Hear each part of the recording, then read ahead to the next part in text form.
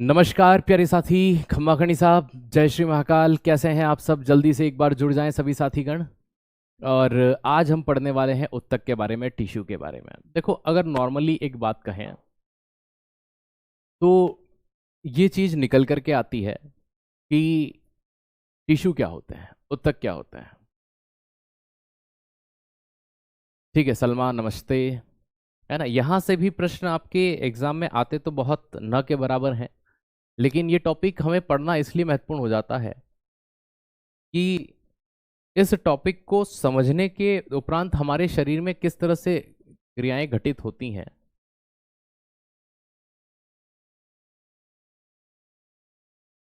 वो चीजें हमें यहां पर देखने को इजीली मिल जाती हैं।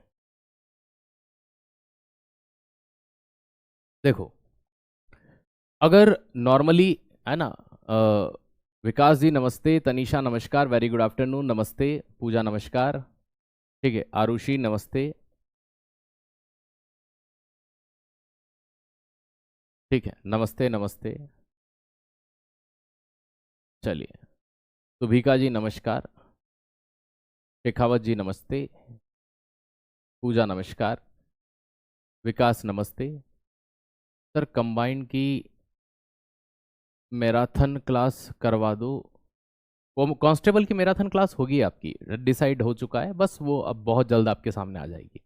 है ना, अब घबराइए मत, मैराथन क्लास कांस्टेबल के लिए आएगी आपकी। देखो, टिश्यू क्या होते हैं, एक लाइन में कहूं तो हम कह सकते हैं ग्रुप ऑफ सेल।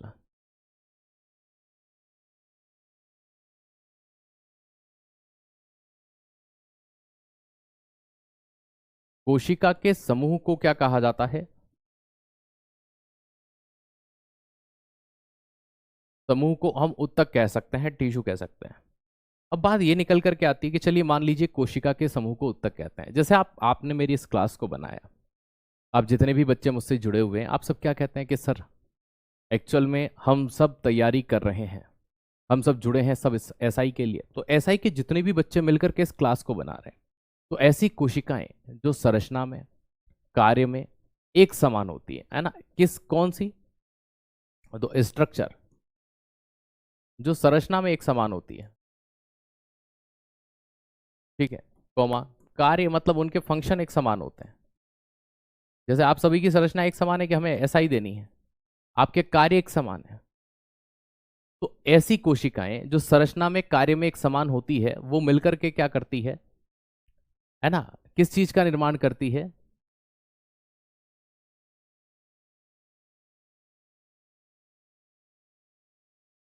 आपकी क्लास तो 9:14 PM पर होने वाली थी भाई, मैंने तो ऐसा कुछ नहीं कहा। नहीं नहीं भाई, आपकी क्लास इसी समय होती है, 1 बजे ही, ठीक है, बाय चांस आपको मिसअंडरस्टैंडिंग हो गई होगी, इसी समय हो रही है, ठीक है। तो कोशिकाओं के समूह को उत्तक कहते हैं, ग्रुप ऑफ सेल को क्या कहा जाता है? टिश्यू कहा जाता है। अब देखो, स्टडी ऑफ टिश्यू क्या कहलाता है, उत्तक का अध्ययन क्या कहलाता है?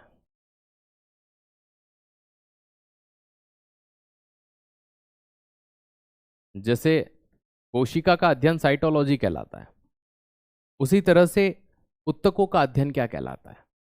हिस्टोलॉजी कहलाता है। क्या कहलाता है? हिस्टोलॉजी।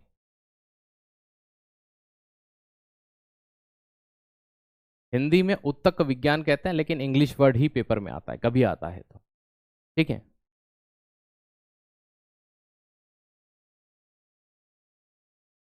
सर, ऐप पे दिखा रही थी 9:30 बजे। हो सकता है कि वो शेड्यूल गलत हो गई हो, ठीक है, लेकिन मैंने ऐसा कोई भी टाइमिंग नहीं दिया था, हो सकता है कि वो गलत शेड्यूल दिखा दिया हो आपको।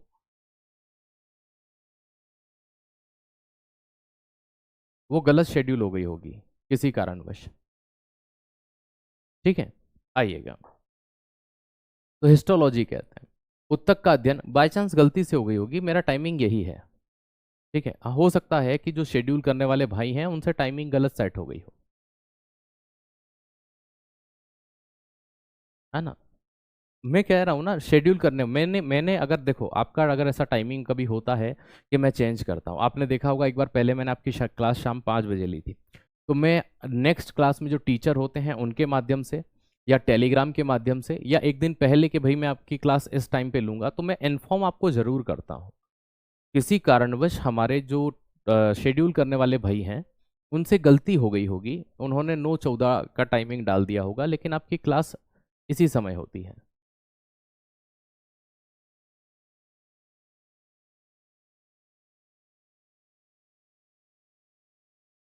2 तारीख की क्लास दे रखी थी सर आपके, मतलब मैंने तो कल भी क्लास लिया है आपका, सेल डिवीजन हम कल भी पढ़े हैं,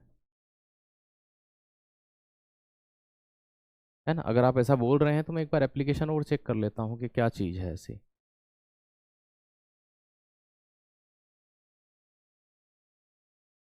उस दिन के लिए क्षमा प्रार्थी वकुल, नहीं भाई हम किसी से नाराज नहीं होते।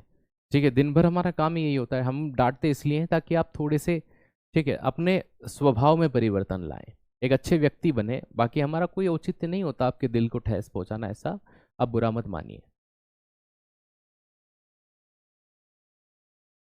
हाँ, बिल्कुल सर, आपकी क्लास हमेशा ऑन टाइम स्टार्ट होती है, बिल्कुल बिल्कुल। ठीक है, तो आप उस चीज़ के लिए निश्चिंत रहिए।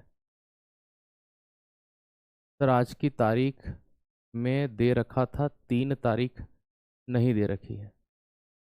क्या बात कर रहे हैं, मुझे कुछ समझ नहीं आ रहा। मैं 1 मिनट आपकी, 1 मिनट।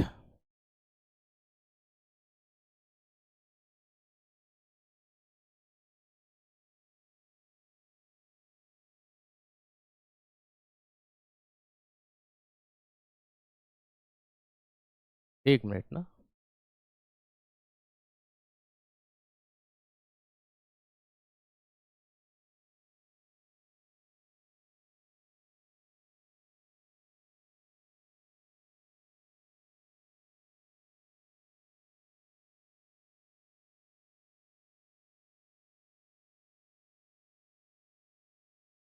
हाँ, गलती हमारी टीम की तरफ से हुई है। ठीक है, बिल्कुल सही हैं आप सभी। गलती हमारी टीम की तरफ से हुई है, बिल्कुल सही बात है। वहाँ पर 9/14 की शेड्यूलिंग दिखा रहा है, अब क्यों दिखा रहा है ये मुझे नहीं पता। ठीक है, मैं इस विषय पे बात करूंगा उनसे। गलती हमारी टीम की है, ठीक है, गलती हमारी टीम की है दोस्त, माफ़ कीजिएगा। ठीक है, मैं इसके लिए माफ़ी चाहूँगा, है ना। हमारी टेक्निकल टीम की तरफ से कोई ना कोई मिस्टेक हुई है बाय चांस। तो मैं 1 मिनट उनको कॉल लगा देता हूँ और ये जानकारी लेता हूँ कि भैया ऐसा क्यों हुआ है। ठीक है, 1 मिनट।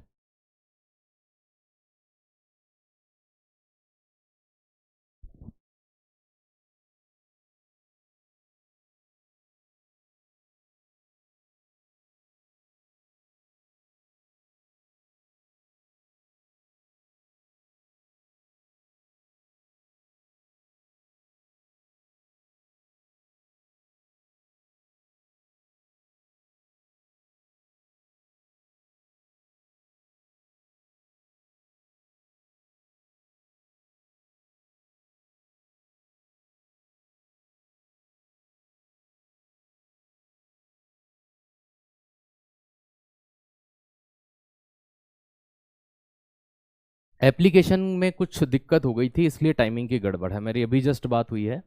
ठीक है, तो कि सर आपकी तरफ से कोई दिक्कत नहीं है, हमारी तरफ से दिक्कत हो गई थी एप्लीकेशन में कुछ, है ना, ग्लीच वगैरह के कारण जो टाइमिंग है वो आगे पीछे हो गया था, है ना। लेकिन क्लास का टाइमिंग यही है, ठीक है, आ जाइएगा।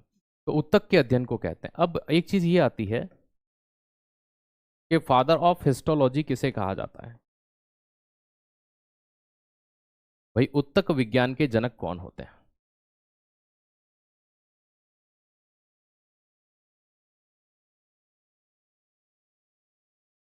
तो फादर ऑफ हिस्टोलॉजी किसे कहा जाता है, जिन्होंने इसको एक ब्रांच के रूप में डेवलप किया।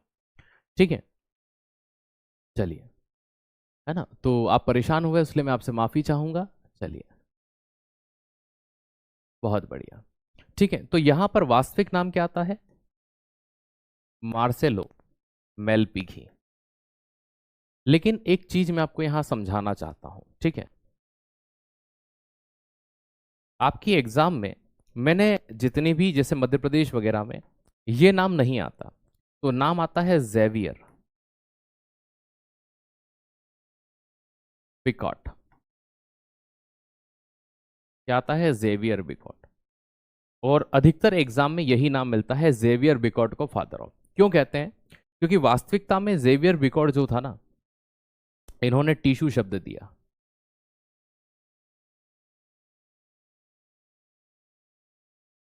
उत्तक शब्द जो है वो इन्होंने ही दिया, और सबसे ज्यादा डिटेलिंग की जो जानकारी है वो भी जेवियर बिकॉट के द्वारा दी गई। तो अगर के अब आपके माइंड में आ रहा होगा सर दोनों आ जाए, दोनों आ जाए तो पहला क्या लिखवाया? मार्सेलो मेल्पी की। लेकिन आएगा नहीं ये मुझे पता है, और आएगा तो आप क्या लगाएंगे? जेवियर बिकॉट।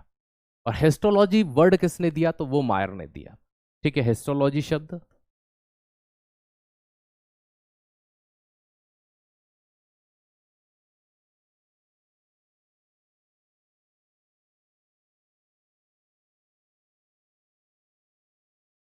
ठीक है, तो हिस्टोलॉजी शब्द किसने दिया? मायर ने। एक सिंपलेस्ट वे में, एक साधारण सी चीज में, है ना प्यारी दोस्त, अगर मैं आपसे कहता हूं कि कोशिका के समूह को, ग्रुप ऑफ सेल क्या कहलाते हैं? टिश्यू। ऐसे कोशिकाओं के समूह जो कार्य में, संरचना में एक समान होते हैं, उनके ग्रुप को उत्तक कहा जाता है ना। टिश्यू का अध्ययन हिस्टोलॉजी कहलाता है। फादर ऑफ हिस्टोलॉजी या उत्तक विज्ञान के जनक कौन है? वैसे मार्सेलो मेल्पीगी हैं, लेकिन एग्जाम में जेवियर बिकॉट आता है। इन्होंने ही टिश्यू शब्द दिया था सबसे पहले, उत्तक शब्द दिया था। हिस्टोलॉजी वर्ड किसने दिया? मायर ने। मायर या मेयर दोनों बोला जाता है, लेकिन सही प्रोनाउंसिएशन मायर है। क्या है? मायर। तो ये चीज ध्यान रखिए। अब होता क्या है, जैसे प्लांट और एनिमल में सेल अलग अलग होती है, कि हाँ सर प्लांट सेल और एनिमल सेल दोनों में डिफरेंस है। तो जो टिश्यू है, जो उत्तक है, इन उत्तक के भी क्या होते हैं? दो प्रकार बन जाते हैं। एक बनते हैं भैया एनिमल टिश्यू,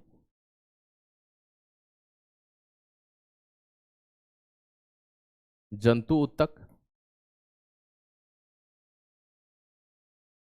और एक बनते हैं प्लांट टिश्यू, मतलब पादप उत्तक। तो है ना, एनिमल टिश्यू और प्लांट टिश्यू। हम नंबर 1 पर सबसे पहले क्या पढ़ना शुरू करेंगे? प्लांट टिश्यू पढ़े, सॉरी एनिमल टिश्यू पढ़ेंगे। उसके बाद हम क्या पढ़ेंगे? तो दोस्त याद रखिएगा, उसके बाद हम शुरू करेंगे आपका प्लांट टिश्यू। तो पहले हम खत्म कर लेते हैं किसके बारे में? जंतु उत्तक के बारे में। अगर जंतु उत्तक को हम गौर से देखें, इसे समझने का प्रयास करें, तो जंतु ऊतक के 4 प्रकार निकल करके सामने आते हैं, 1, 2, 3 और 4। सबसे पहले नंबर पर जो प्रकार आता है वो आता है एपिथेलियल टिश्यू। कौन सा आता है? एपिथेलियल टिश्यू,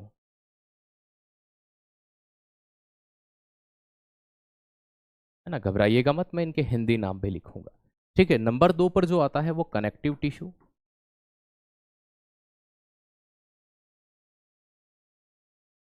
नंबर 3 पर जो आता है वो मस्क्यूलर टिश्यू या मसल टिश्यू या पेशी उत्तक।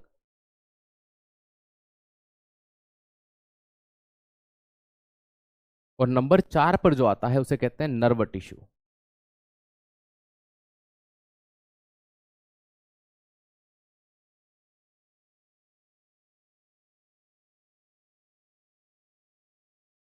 देखो दोस्त, एपिथेलियल उत्तक को कहते हैं उपकला उत्तक।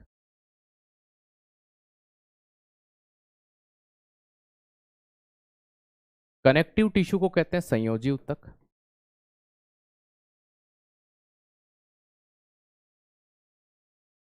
ठीक है ना। मसल टिश्यू को कहते हैं पेशी उत्तक। और नर्व टिश्यू को कहते हैं तंत्रिका उत्तक। क्या कहते हैं? तंत्रिका उत्तक। ठीक है, अब ये जो आपने 4 प्रकार देखे, ठीक है, उपकला उत्तक, संयोजी उत्तक, पेशी उत्तक, तंत्रिका उत्तक, ये 4 प्रकार हमें पढ़ने हैं। अच्छा, आपके माइंड में एक चीज आनी चाहिए, सर एक्चुअल में हमारा शरीर तो बड़ा खतरनाक है, हमारे शरीर में ये इतने प्रकार के 4 उत्तक होते हैं क्या? बिल्कुल होते हैं। देखो, जो हमारी स्किन है, कभी हल्की सी रगड़ लगती तो खून आता है क्या ऊपर से? क्या सर? नहीं आता। लेकिन जब ज्यादा गहरा कट होता है तो खून आता है। तो हमारी जो स्किन हो गई, है ना, हमारी पूरी बॉडी के बाहरी अंग के बाहर का जो आवरण हो गया, ये सबसे मेन होता है। और इस मेन चीज जो बनी होती है उपकला उत्तक की। संयोजी मतलब जो जोड़ने का काम करता है, जैसे ब्लड हो गया, लसीका हो गया, है ना, अस्थि और उपास्थि, बोन और कार्टिलेज हो गए, है ना। मसल मतलब पेशी, ये कहते हो ना ये मसल है सर, ये मसल है, मेरा तो है नहीं, खैर ठीक है। देखो, मैंने एक चीज नोटिस की है, क्या आपने भी ये नोटिस की है? मुझे बताइएगा कि लोग ये कहते हैं कि जब व्यक्ति शरीर बनाने की कोशिश करता है, ठीक है, मैं स्टूडेंट लाइफ में एक चीज को हमेशा कहता हूं कि ज्यादा हार्ड वर्कआउट अगर आप तैयारी कर रहे हैं तो मत किया करिए। हार्ड का मतलब अलग चीज होती है, वर्कआउट का मतलब अलग चीज होती है। हार्ड का मतलब ये होता है कि ज्यादा वेट उठाना 2-2 3-3 घंटे तक। एक नॉर्मल वर्कआउट फिट रहने के हिसाब से कीजिए, जैसे रनिंग हो गया, ये हो गया, है ना, थोड़ा बहुत। लेकिन कुछ ऐसे बच्चे होते हैं जो बहुत ज्यादा कि नहीं मुझे तो बॉडी ही बनानी है ना, प्रोटीन खा रहे हैं ये, तो फिर वो ब्रेन उनका थोड़ा कम काम करता है। क्या आपने कभी ऐसी चीज को फेस किया है? क्योंकि मुझसे बहुत से बच्चे पूछते थे कि सर अगर हम वर्कआउट कर करके फिर आते हैं तो फिर पढ़ने की इच्छा कम हो जाती है ना, ऐसा होता है क्या? क्योंकि ये चीज मैंने फील की थी तो मैंने तो छोड़ ही दी है, भैया छोड़ो वर्कआउट, कोई मतलब नहीं है। चलिए, तो नंबर 1 पर हम यहाँ उठाते हैं उपकला उत्तक को। किसको उठाते हैं? उपकला उत्तक।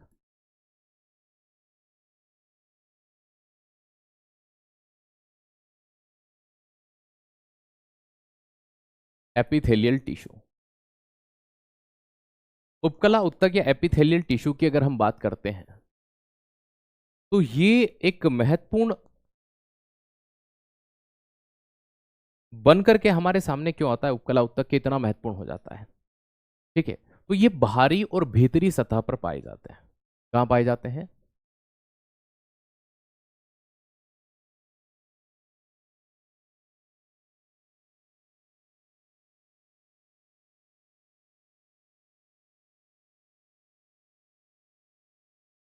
बाहरी एवं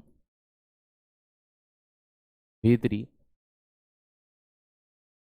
सतह पर पाए जाते हैं।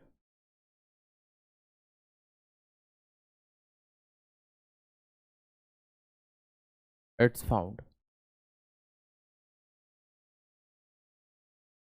Outer and inner layer of body. ये शरीर के अंदर, जैसे गले के अंदर की नली हो गई, उसको बनाने का काम हो गया।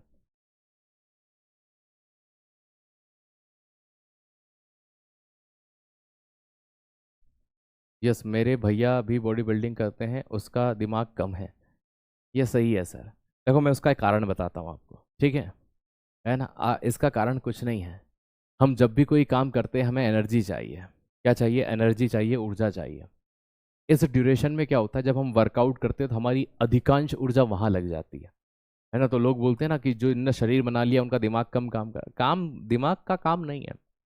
काम है कि एनर्जी, किसी भी चीज को आप एक डायरेक्शन में ज्यादा मूव कर रहे हो तो वही काम बहुत अच्छे से होता है ना, ये चीज ध्यान रखिएगा। इनमें सबसे मेन चीज होती है कि इनमें ब्लड सेल नहीं होती, इनमें रक्त कोशिका का अभाव होता है।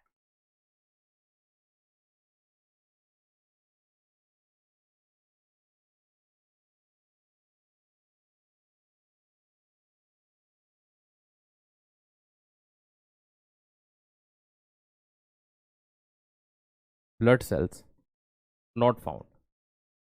ऐसा क्यों होता है? क्योंकि भैया शरीर के ऊपर छोटी मोटी रगड़ लगती रहती है, और अगर खून इतना ऊपर तक रहेगा तो भैया रक्त का प्रवाह ज्यादा हो जाएगा। इस कारण से मुख्य रूप से यहां पर ऐसी चीजें होती है। ये कहाँ कहाँ पाया जाता है, उदाहरण के लिए देखिएगा, अगर आपसे कभी पूछे कि ये कहाँ होता है, तो स्किन मतलब त्वचा।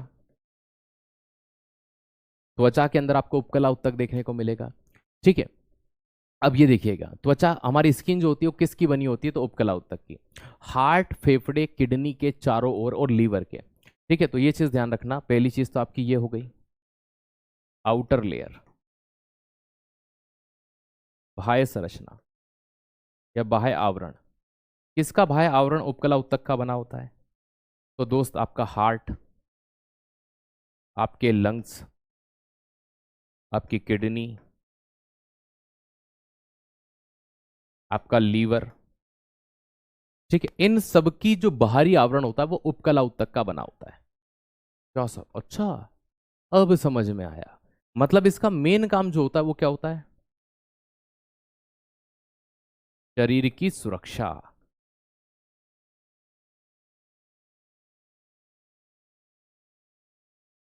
Protect to body. तो शरीर की सुरक्षा करना इसका मेन काम बन जाता है ना। और इंटरनल ऑर्गन जैसे हार्ट, लंग्स, किडनी हो गए, इनकी भी सुरक्षा करने का काम ये करता है। ठीक है, चलो हम इस बात को छोड़ते हैं, मोटे पतले व्यक्ति को कोई मतलब नहीं है उस बात से, हमें हम पढ़ते हैं अब। ठीक है, तो बाहरी एवं भीतरी सतह पर ये पाए जाते हैं।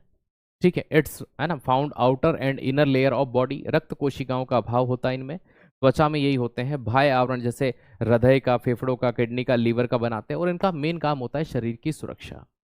अगर हम गौर से देखें तो इनकी कुछ संरचनाएं हमें दिखाई देती है कि सर इनके स्ट्रक्चर होते हैं, हाँ बिल्कुल होते हैं।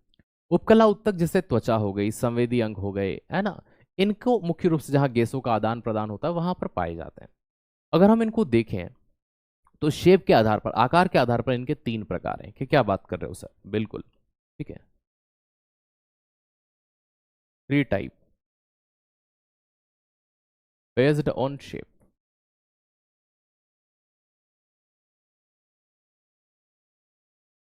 आकार के आधार पर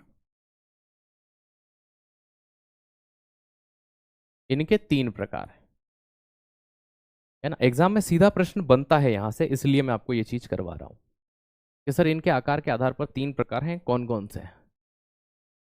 देखो, सबसे पहला जो टाइप बनेगा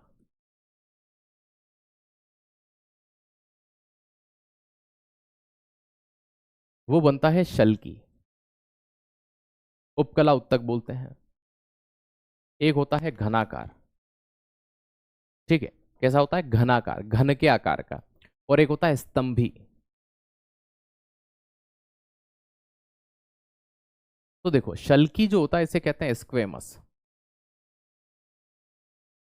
घनाकार जो होता है इसे बोलते हैं क्यूबॉइडल। क्यूबॉइडियल भी बोलते हैं, क्यूबॉइडल भी बोलते हैं, तो DAL भी लिख सकते हैं, क्यूबॉइडल।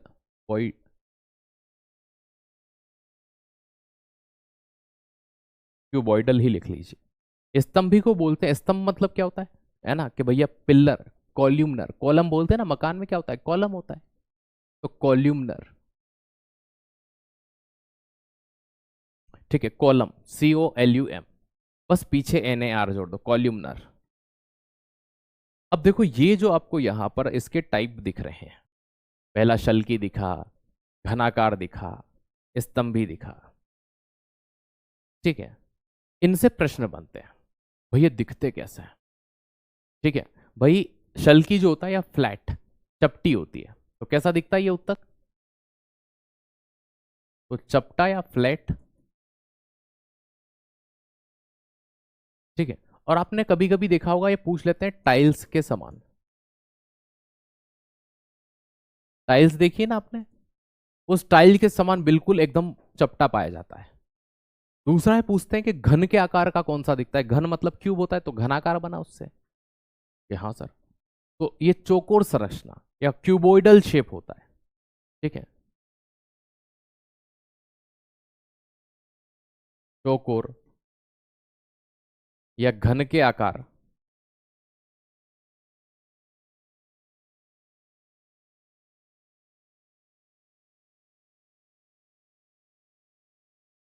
या इसका शेप क्यूबोइडल शेप होता है, घन के आकार का होता है। ठीक है, अब इनके भी टाइप होते हैं, सिंपल होता है, स्ट्रेटिफाइड। इतना डीप अपने को नहीं जाना, मैंने सिर्फ एक आपको नॉर्मली समझाया कि कैसे ये दिखाई देते हैं। ठीक है, स्तंभ भी जो होते हैं कैसे दिखते हैं? खंबे के आकार के।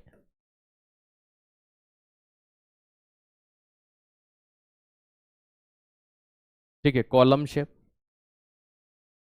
लेकिन एक एग्जाम में पूछा गया था कि ईंट के आकार के, ईंट देखिए ना आपने, ईंट को खड़ा कर दो,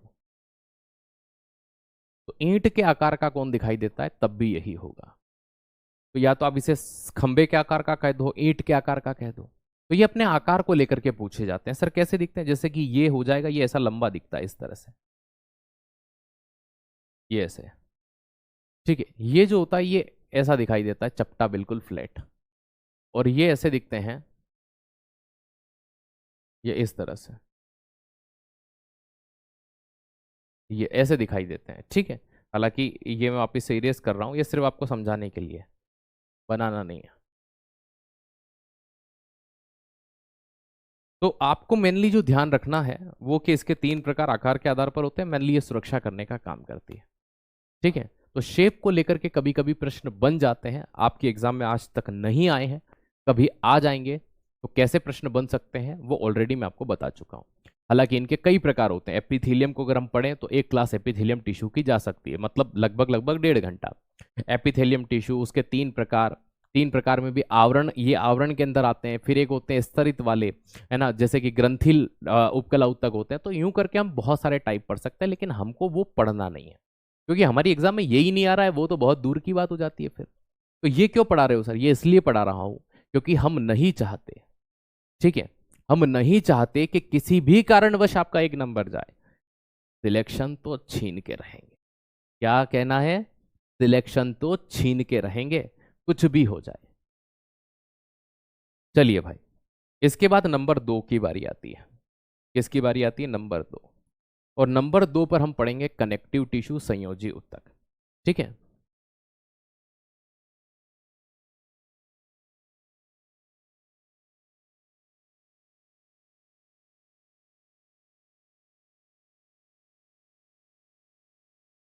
कभी कभी इन्हें कंडक्टिंग टिश्यू भी कहते हैं, तो मैं लिख देता हूं।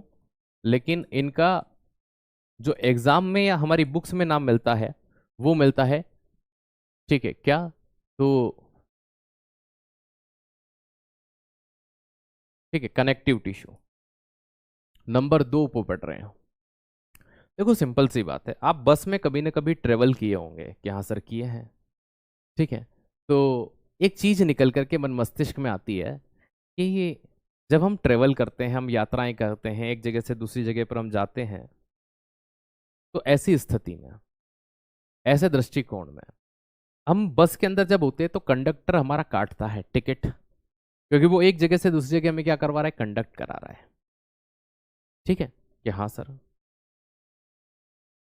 अब देखो, यही काम शरीर में जो करते हैं उन्हें संयोजी उत्तक कहा जाता है। कनेक्टिव मतलब जोड़ना। तो ये उत्तक तथा अंगों को आपस में जोड़ते हैं। क्या करते हैं? ये अंगों एवं उत्तक को आपस में जोड़ते हैं।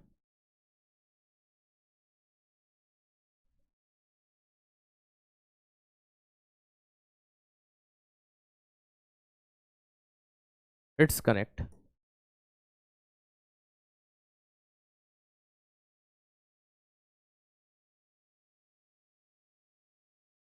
Organ and tissue in body. तो इनका मेन काम होता है कि शरीर के अंदर अंग और उत्तक आपस में, देखो ऐसा क्यों होता है, अब ये समझो कि अगर हमारे अंग आपस में मिलके काम ही नहीं करेंगे तो ये शरीर किस काम का? मैं कहता हूँ हाथ उठाओ, उठ गया। हाथ नीचे करो, नीचे हो गया। मैं कहता हूँ बोलो, बोले। चुप, बंद करो आंखें।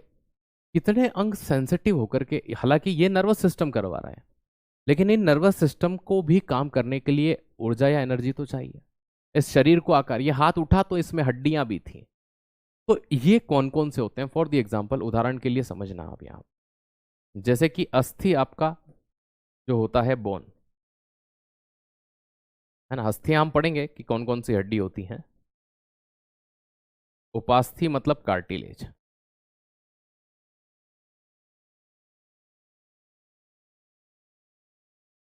रक्त माने की ब्लड। और लसिका माने की लिम्फ। ये जो आपको दो दिखाई दे रहे हैं, ये ठोस संयोजी उत्तक है। कैसे हैं?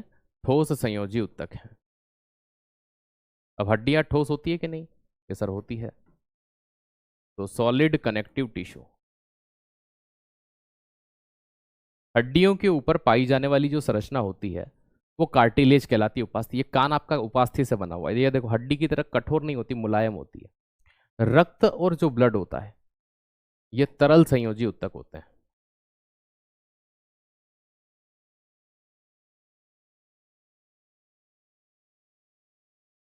ठीक है।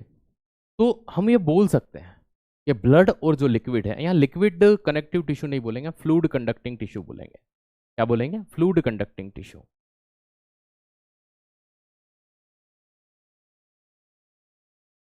Connective tissue. अब ये तरल हो गए क्योंकि पाए तरल जाते हैं, ठीक है।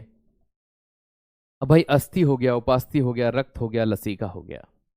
सर साइंस के कितने प्रश्न आते हैं बेटा यार, आपको 20-22 दिन हो गए पढ़ते हुए और आप आज पूछ रहे हो। ये तो मैं पहली दूसरी क्लास में ही बता देता हूँ सारी चीज़ें, सिलेबस है ना, कितने दिन में होगा, क्या होगा, हम क्या पढ़ेंगे, कैसे पढ़ेंगे, आप पहली दूसरी क्लास वापस से देख लीजिए, ठीक है। माफ़ कीजिएगा, क्योंकि हर बच्चा रोज ये सवाल पूछेगा तो 2-5 मिनट जाएंगे, बुरा मत मानना, ठीक है। लेकिन हम ये सारी चीज़ें पहली दूसरी क्लास के अंदर ही सारा बता देते हैं, तो आप वापस से अगर भूल जाते हैं तो बार बार उसी को जा करके देख लिया करें, आपकी याददाश्त ताज़ा हो जाया करेंगी, ठीक है। हम हमें माफ़ कीजिएगा इसके लिए। चलिए, तो ये होते हैं संयोजी उत्तक। कौन से होते हैं? संयोजी उत्तक। देखो, अब हम बात करते हैं नंबर 3 की, जिन्हें कहते हैं पेशी उत्तक। क्या कहते हैं? पेशी उत्तक कहते हैं।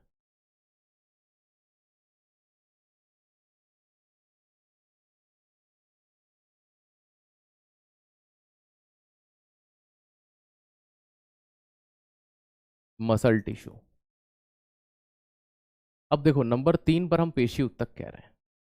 पेशियां जो होती है ना, वो हमारे शरीर में काम करवाती हैं, हाथ को सिकुड़ती हैं, फैलाती हैं, सिकुड़ती हैं, फैलाती हैं। तो ये जो मसल्स हैं, ये फैल रही हैं, सिकुड़ रही हैं, एंड आप पानी की बाल्टी उठा रहे हो तो पेशीय बल लगा रहे हो, पेशियां ये काम करती है। सर बात तो सही है। तो इस कारण से हम यहाँ पर क्या बोलते हैं कि इन्हें संकुचनशील कॉन्ट्रेक्टाइल टिश्यू भी कहते हैं बेटा। क्या कहते हैं? संकुचनशील उत्तक भी कहते हैं, क्योंकि शरीर को सभी पेशियों द्वारा, जितनी भी पेशियां हैं आपके शरीर में, जैसे अरेखित पेशी, रेखित पेशी, हृदयक पेशी, ये इसी उत्तक की बनी होती है। कि सर क्या बात कर रहे हो, इन तीनों के काम पर, इन तीनों के बारे में बताओगे? बिल्कुल बताऊंगा। तो इन्हें संकुचनशील या कॉन्ट्रेक्टाइल टिश्यू भी कहते हैं। तो एक नाम हम यहां पर लिख लेते हैं भाई, संकुचनशील, है ना। नहीं तो कल को पता चले कि भाई संकुचनशील तो भाई क्या होता है? उत्तक।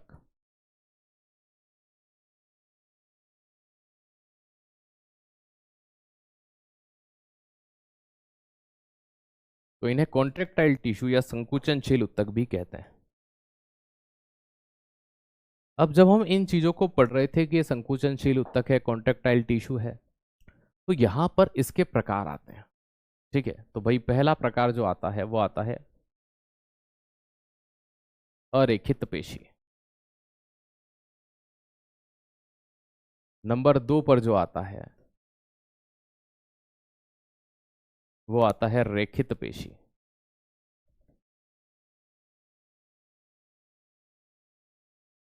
और नंबर 3 पर जो आता है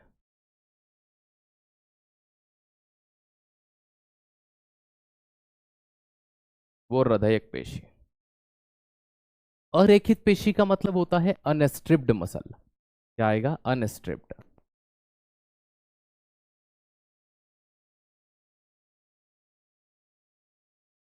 रेखित होता है स्ट्रिप्ड मसल।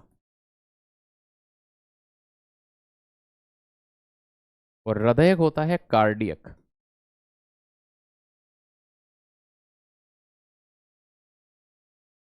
ठीक है।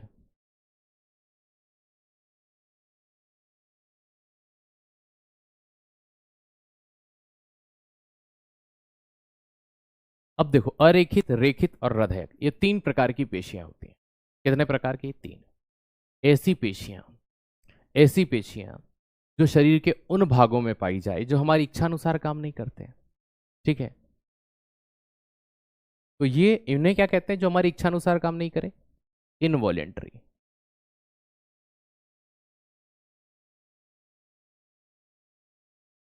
मसल भी इन्हें कहते हैं अनैच्छिक,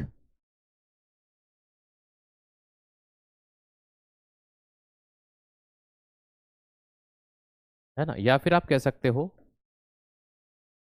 शरीर में जो अंग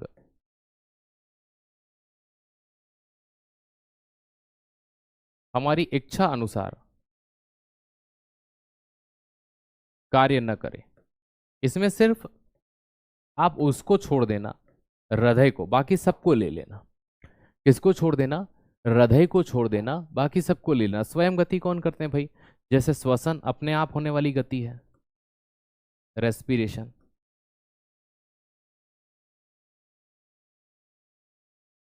भाई पाचन आपको खाना या नहीं खाना वो आपके कंट्रोल में है,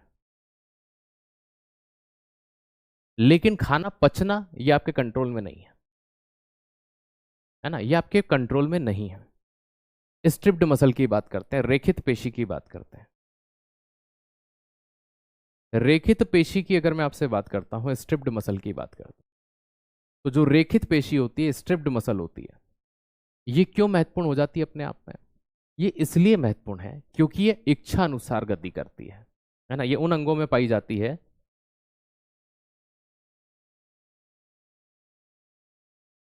जो इच्छा अनुसार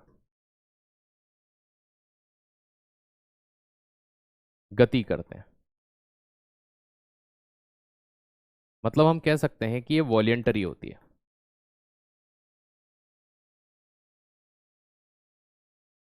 ऐच्छिक पेशियां कह सकते हैं इन्हें। क्या कह सकते हैं? ऐच्छिक पेशियां। सर ऐसा क्या होगा? देखो दोस्त, आपके हाथ और पांव की जो मसल होती है, आपको चलना है नहीं चलना है, ये आपके ऊपर है। ठीक है, आपको चलना है आपको नहीं चलना है, ये आपके ऊपर है। श्वसन हम रोक सकते नहीं बेटा, आप सांस लेना रोक सकते हो। मैंने इस चीज को क्लास में क्लियर किया था, इसीलिए मैं आपसे हर बार कहता हूँ आप कमेंट कम करके क्लास पर फोकस करेंगे तो आप ज्यादा जल्दी से सीख पाएंगे।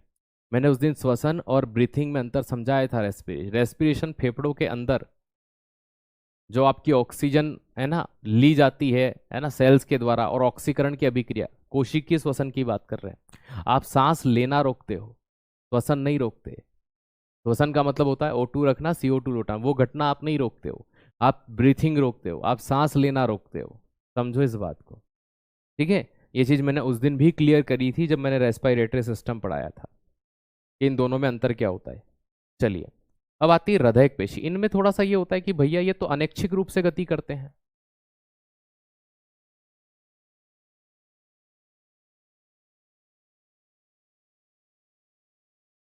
इनवॉलेंटरी मोशन होता है इसमें, लेकिन इसमें दिक्कत है। दिक्कत क्या है कि it's look like an striped muscle,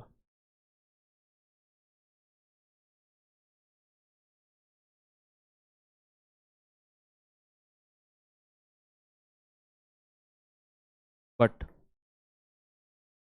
work like या फंक्शन लाइक।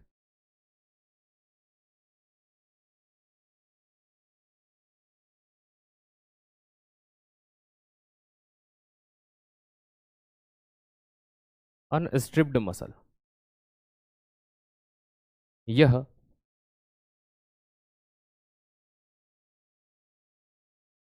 रेखित के समान दिखती है,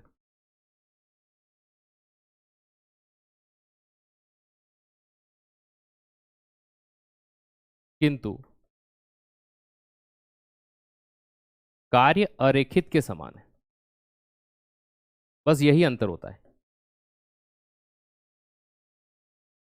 कहां पाई जाएगी? तो भैया इन हार्ट, हृदय में। तो हमारा जो हृदय होता है, हमारा जो हार्ट होता है, ठीक है, अगर इस हार्ट की मैं आपसे बात करूं, तो जो हृदय पेशियां होती हैं, ठीक है, ये मोस्ट प्रोबेबल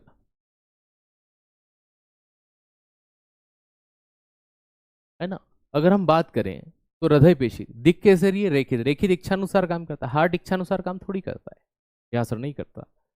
ये इस तरह से आप इस चार्ट को देख लीजिए, ये आपको अच्छे से क्लियर कर देगा। अभी मसल कंप्लीट नहीं हुआ है। यहां तक कोई समस्या है क्या साथी? बताइए। यहां तक कोई परेशानी, कोई दिक्कत, कोई डाउट पूछ लीजिए, कोई बात नहीं, मैं जवाब देने को तैयार हूं। बताओ।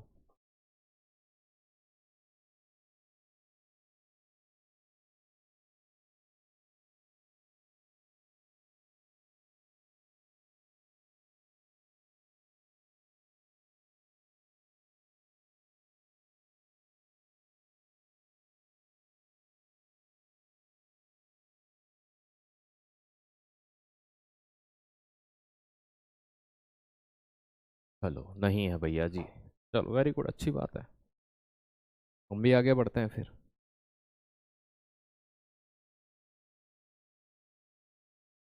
मसल, मांसपेशी। मसल की बात करें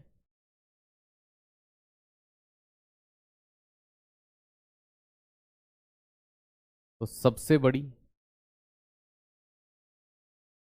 बिगेस्ट मसल कौन सी होगी? चलो आप जवाब दो, आपको पता हो तो। स्मॉलेस्ट, सबसे छोटी,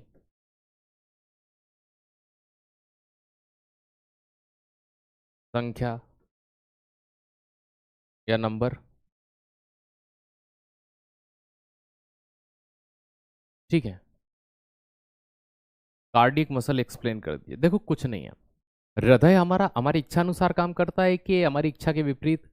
कि सर हमारी इच्छा अनुसार काम थोड़ी करता है। क्या आपके कंट्रोल में आज के लिए भाई साहब सो जाते हैं, कल सुबह चालू कर लेंगे, ऐसा होता है क्या? कैसा नहीं होता। तो हृदय अनैच्छिक गति करता है, मतलब होनी कैसी चाहिए? अरेखित पेशी। लेकिन जैसी मसल रेखित दिखती है ना, स्ट्रिप्ड, तो ये बिल्कुल दिखने में किसके समान है? तो दिखने में तो स्ट्रिप्ड के समान है ना। यह रेखित के समान दिखती है किंतु कार्य अरेखित के समान है, बस ये अंतर होता है ना। दिखने में इसके जैसी है लेकिन काम इसके समान है। ये समझ लो कि है डाकू लेकिन प्रवचन दे रहा है। भाई डाकू संत संत का काम कर रहा है ना, फिर दिखने में उल्टा हो गया, बस ये है। इसलिए इसकी एक क्राइटेरिया ही अलग बना दिया कि हृदय एक पेशी, वो सिर्फ हृदय में होती है। चलो, इसके जवाब अगर जानते हो तो जवाब दो कि सबसे बड़ी मसल कौन सी है, सबसे छोटी कौन सी है, संख्या कौन सी है? जवाब दो। है ना, कुछ बच्चे यहाँ कमेंट कर रहे हैं सर सबसे बड़ी जो मसल है ना वो फीमर है।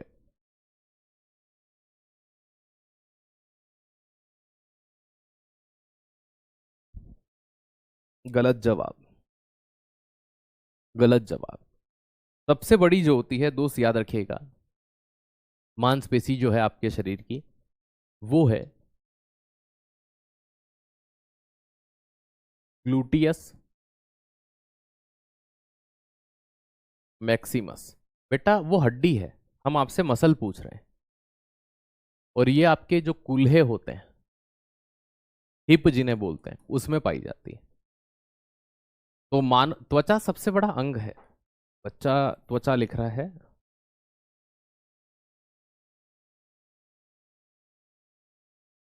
बिगेस्ट ऑर्गन,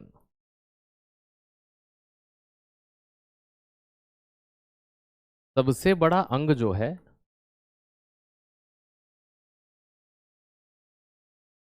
ठीक है, वो त्वचा है, स्किन। दूसरे नंबर पर आपका आता है लीवर। लेकिन प्रश्न यहां ये पूछता सबसे बड़ा इंटरनल ऑर्गन, तो आपका आंसर ये हो जाता। ठीक है, चलिए। सबसे छोटी कौन सी होती है? देखो हड्डी कौन सी सबसे छोटी? के सर स्टेपीज है कर्ण में, बस वहीं पर पाई जाती है स्टेपीडियस।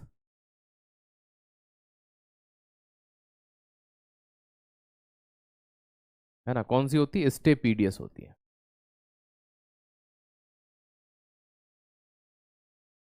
ये ईयर में पाई जाती है, कर्ण में पाई जाती है। मसल्स की जो संख्या होती है वो कितनी होती है? एक्यूरेट संख्या की अगर मैं बात करूं 639। ठीक है, लेकिन ऑप्शन पे डिपेंड करेगा कि ऑप्शन क्या आ रहे हैं, इस आधार पर आपके जवाब बनेंगे।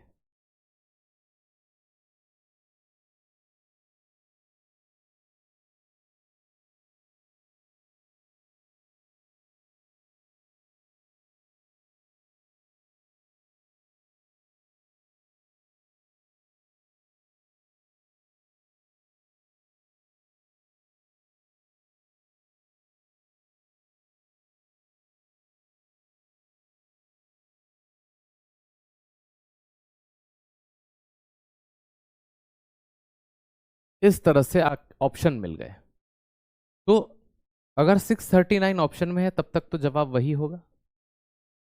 ठीक है, अब देखो ये नहीं है, तो फिर 600, 650, 700, 750 में से आपका 650 जवाब होगा। क्या होगा? 650। फिर आपका 600 और 700 बीच में कुछ है ही नहीं। तो बहुत सारे बच्चे सोचते हैं नियर बाय 600 है, लेकिन आपका सही जवाब 700 होता है। कितना होता है? 700। तो ये याद रख लेना कि कभी भी इस तरह से अगर प्रश्न पूछे जाए कि मसल्स के नंबर क्या है, तो डिपेंड करेगा कि उसने क्या नंबर्स दे रखे हैं। है ना, इसलिए हम एक नंबर कभी कभी नहीं पढ़ाते हैं।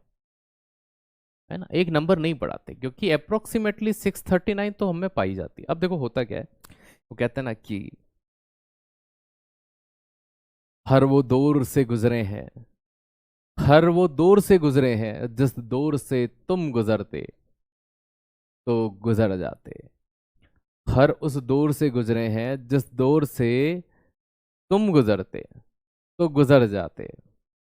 मुकाम मुकम्मल हुआ है हमारा, मुकाम मुकम्मल हुआ है हमारा, है ना। हर कोई यहाँ इसे किस्मत कहता है। मुकाम मुकम्मल हुआ है हमारा, हर कोई इसे यहाँ किस्मत कहता है। आज फूलों से सजी, आज फूलों से सजी, है ना, फूलों से सजी बगिया तो दिखती है मेरी। आज फूलों से सजी बगिया तो दिखती है मेरी, लेकिन मेरा कांटों से भरा सफर किसी ने नहीं देखा। तो बात वही निकल के आती है कि भाई किसको क्या दिखता है, ये देखिएगा यहाँ पे। ठीक है, तो ये हो गई हमारी मसल्स वाली। अब तंत्रिका उत्तक की बात करते हैं। इसे चेतना उत्तक, सेंसियसनेस टिश्यू या नर्वस टिश्यू वही भी कहते हैं। तो नंबर 4 पर आप यहां पर क्या पढ़ेंगे, तंत्रिका उत्तक।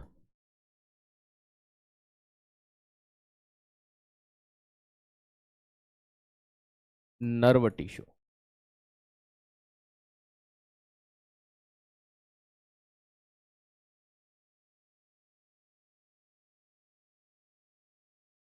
अगर मैं इसकी आपसे बात करता हूं, तंत्रिका उत्तक की, नर्व टिश्यू की, तो दोस्त यहां एक पॉइंट समझना, इसे चेतना उत्तक।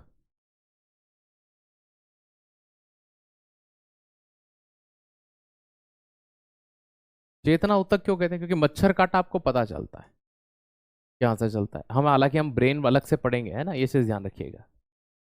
तो ये तंत्रिका तंत्र होता है, जीवों का एक नर्वस सिस्टम होता है, ठीक है, इन्हीं उत्तक को बनता है। तो ये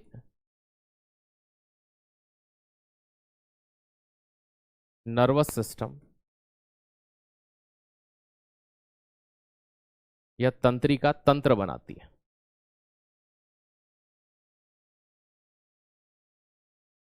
क्या बनाती है, तंत्रिका तंत्र बनाती है। न्यूरॉन और न्यूरोगिलिया ये दो तरह की सेल्स होती हैं, ठीक है।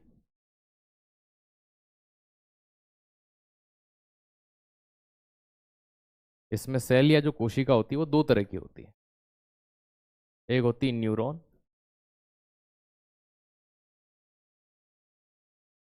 एक होती है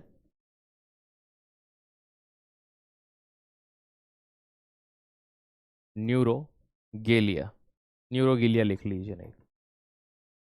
ये दो तरह की कोशिकाएं आपस में मिलकर के इस नर्वस सिस्टम को बनाती है। हमारा भी एक नर्वस सिस्टम है, हमारा भी एक तंत्रिका तंत्र है, ठीक है। अब ये तंत्रिका तंत्र क्या करता है, ये ऐच्छिक एवं अनैच्छिक क्रियाओं पर कंट्रोल करता है। इट्स कंट्रोल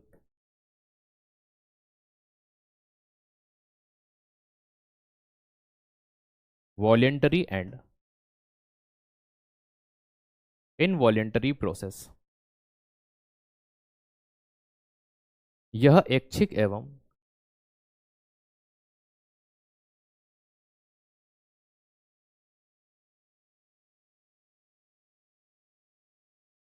अनैच्छिक क्रिया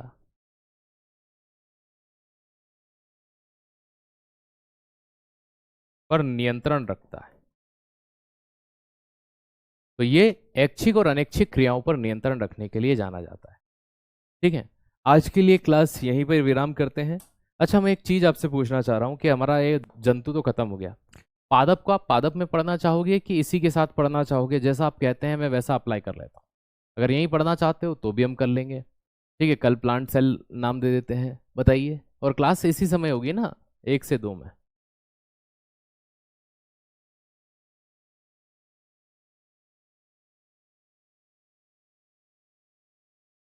ओके, तो डिसाइड कर सकते हैं आप कि आपको यहाँ पढ़ना है या वहाँ।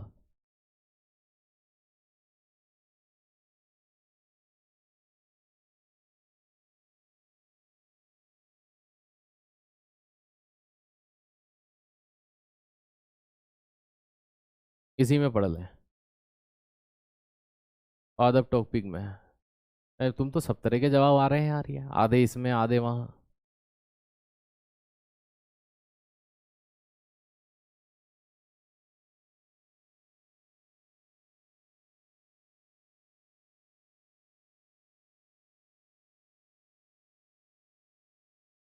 मैं तो कह रहा हूँ कि यहीं पढ़ लेते हैं, 10-15 मिनट का काम होगा, यहीं ख़त्म कर लेते हैं, कभी वहाँ भूल गए तो। ठीक है, तो यहीं करवा देंगे, है ना, 5-10 मिनट की बात रहेगी, यहीं करके आगे बढ़ जाएंगे। चलिए, और 1 घंटा भी हो गया तो कोई दिक्कत नहीं, अपने को कौन सा समय की पाबंदी है अभी। चलिए, थैंक यू सो मच, मिलते